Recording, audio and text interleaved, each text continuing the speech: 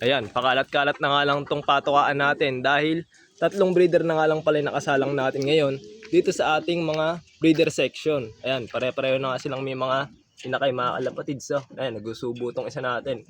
At etong saddle din natin, ayan.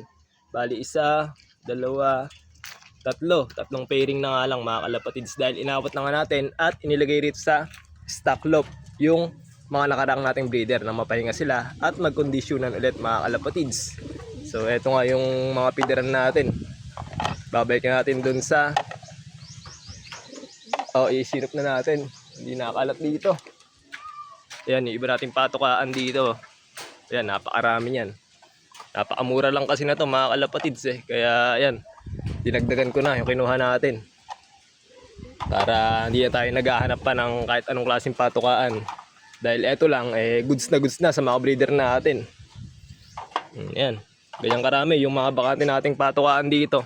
Ginagamit ko rin kasi to sa mga alaga nating mga bantam at serama mga kalapatids. At ayun, yun yung mga pinagamitan natin doon sa ating mga breeders. Alright. Yun lang muna mga kalapatids. Kaya kung gusto nyo rin pala ng ganito, ilalagay ko lang yung link dyan sa ating yellow basket para maaget na rin kayo ng ganyan. Alright.